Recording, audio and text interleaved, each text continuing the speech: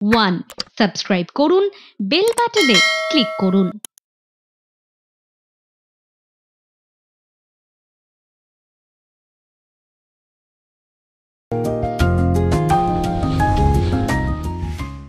সোমবারের আবার একটা নতুন সন্ধ্যাবেলা বই আড্ডা লিকার চা অনুষ্ঠানে একটা নতুন এপিসোড।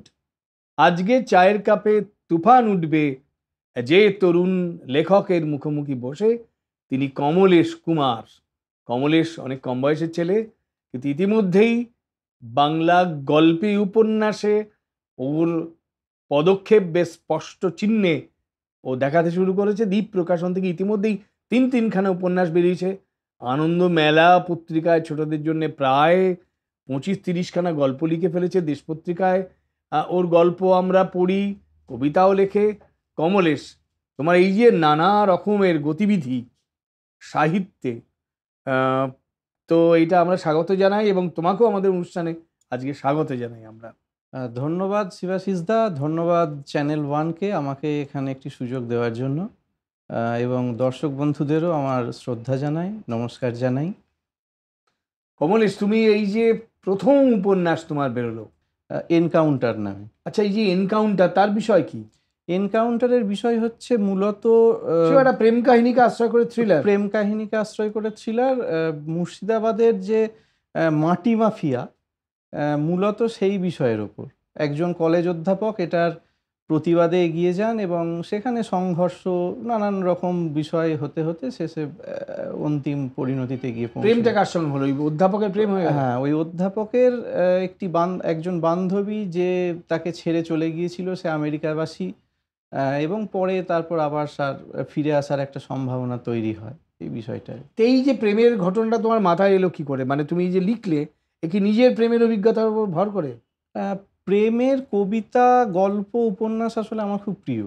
আমি পুরনো দিনের সাহিত্যিকদের লেখা তো বটেই, বর্তমান সাহিত্যিকদের লেখাও নিয়মিত পড়ি। পুরনো দিনের সাহিত্যিকদের প্রেমের গল্প পড়ে তুমি গল্প লেখো? না, এটা কি সম্ভব নাকি নিজের প্রেমের অভিজ্ঞতা থেকে লেখো? কিছুটা তো নিজের অভিজ্ঞতাও থাকে, কিন্তু যে পরিমাণে সাহিত্য আমি পড়েছি বা এখনো পড়ি বর্তমান দিনেও, সমস্ত সাহিত্যিকদের লেখা আমি পড়ি নিয়মিত, ফলে একটা অনুপ্রেরণা তৈরি হয়ে যায় একটা। আর সোনালী রিবন যেটা তুমি লিখেছো, এইটাতে একটা প্রেমের কাহিনী থ্রিলারে পরিণত হচ্ছে কেন? কি ঘটনাটা? সোনালী রিবন আসলে 3টে উপন্যাসের একটা সংকলন। মানে সোনালী রিবন এখানে একটি উপন্যাস, দ্বিতীয় উপন্যাসটি থাকে শুধু অন্ধকার, আর তৃতীয় উপন্যাসটি হচ্ছে হংসমিথুন। 3টি উপন্যাসই মূলত প্রেমের।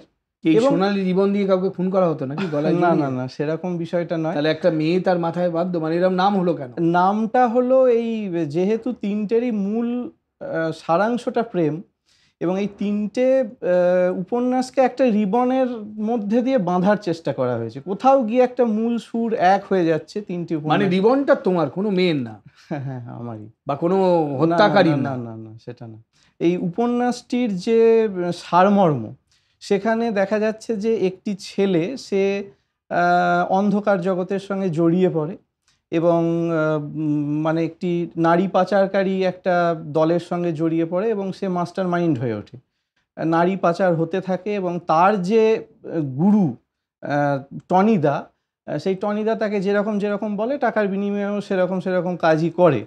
তো একদম শেষে গিয়ে দেখা যাচ্ছে যে তাকে যে মেয়েটিকে পাচার করার জন্যে মানে বরাত দেওয়া হলো, সেটা আসলে তার সেই ছোটবেলার প্রেমিকা।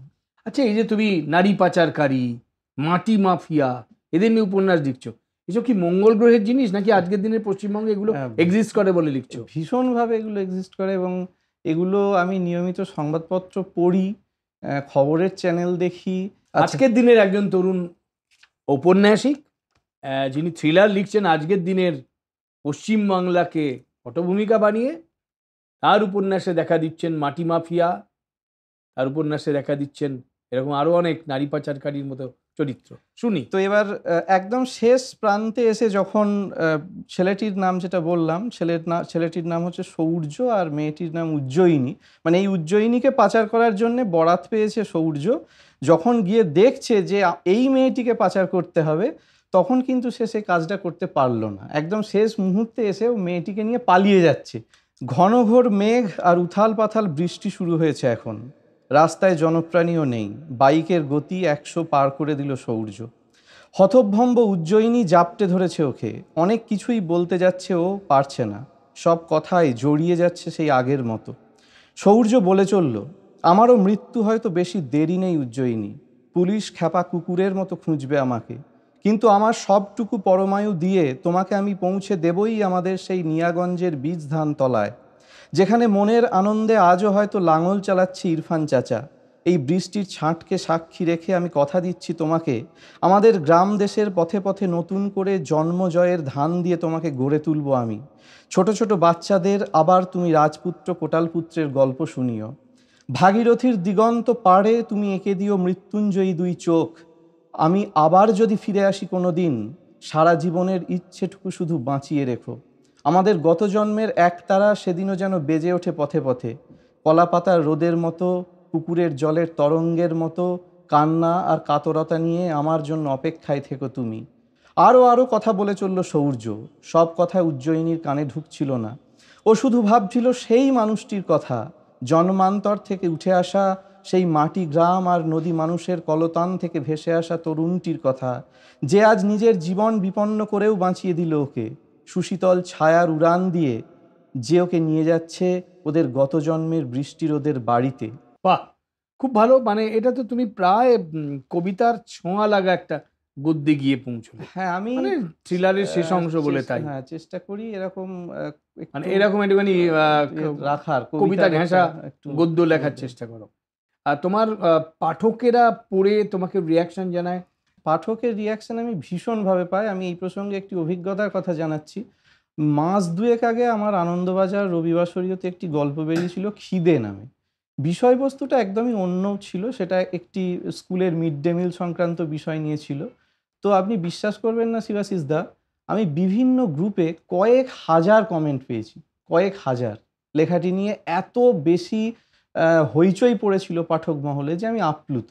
বেশ, তার মানে এখনো পর্যন্ত আমরা যখন শুনি যে গল্প উপন্যাস কেউ পড়তে চায় না, কয়েক হাজার রিয়াকশন আসে আজকের দিনের একজন তরুণ লেখকের কাছে। এটা খুব ইন্টারেস্টিং। কেউ যাবেন না, এরকমই আকর্ষণীয় আরও অনেক কথাবার্তা বাকি রয়ে গেছে। ফিরে আসছি একটা ছোট্ট বিরতির পরেই।